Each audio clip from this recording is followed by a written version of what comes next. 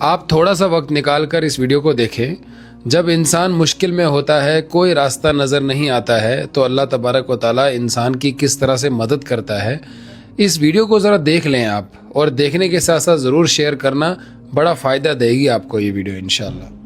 ہر سال کی طرح اس رمضان سے پہلے بھی میری دکان خالی ہو چکی تھی، اور رمضان میں مجھے عید کا کام کرنے کے لیے مال چاہیے تھا اور اس کو لانے کے لیے پیسہ چاہیے تھا، جو کہ میرے پاس بالکل نہیں تھا۔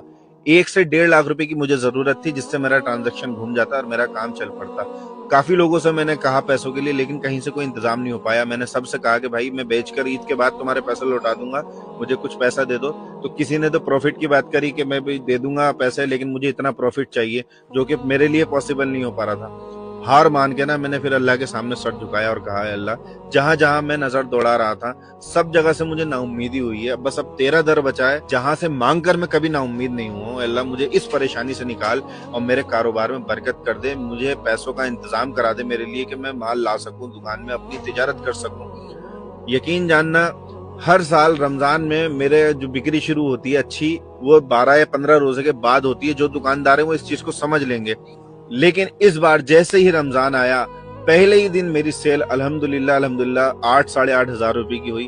اس کے نیکسٹ ڈے میری سیل ہوئی 10 سے 12 ہزار روپے کی، اور اس کے بعد اتنی سیل ہوئی کہ 5ویں یا 6ٹھے روزے کو میں دلی چلا گیا مال لینے کے لیے، اور اچھے پیسوں کا میں مال لے کر آیا، بڑے بڑے کارٹن بنا کے 3 نگ۔ دیکھو، دیکھنے والی بات یہ ہے کہ میری دکان میں مال نہیں تھا، اس کے باوجود میری اللہ نے ایسی سیل کرائی کہ مال والوں کی دکان میں بھی اتنی سیل نہیں ہوتی۔ مجھے خود بھی امید نہیں تھی کہ میری دکان میں ایسے ایسے آئٹم پڑے ہیں اور وہ بک رہے ہیں۔ اللہ نے پتہ نہیں کہاں سے گراہک بھیجے۔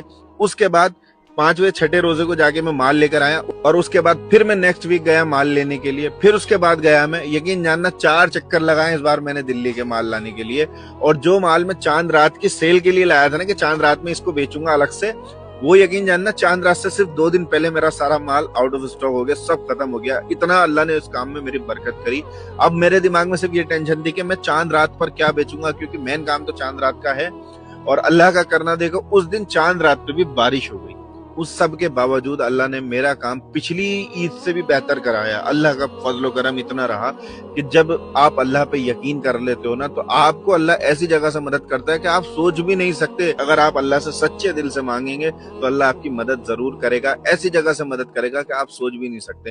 تو جب بھی دوستو کبھی کچھ مانگنا ہو، کوئی پریشانی ہو، سوائے اللہ کے آگے نا کہیں مت سر جھکانا، صرف اللہ کے سامنے سر جھکاؤ اور گڑ گڑا کر مانگو، اپنی پریشانی بتاؤ اس کو کہ اللہ میرے سامنے یہ مسئلہ ہے، کوئی نہیں کرے گا میری تیرے سوا مدد، تو ہی ہے جس سے میں مانگ سکتا ہوں، تو میری مدد کر۔ تو میرا رب ہے، تو نے مجھے پیدا کیا ہے، میری ہر ضرورت تو پوری کرتا ہے، تو میری یہ ضرورت بھی تو پوری کرے گا۔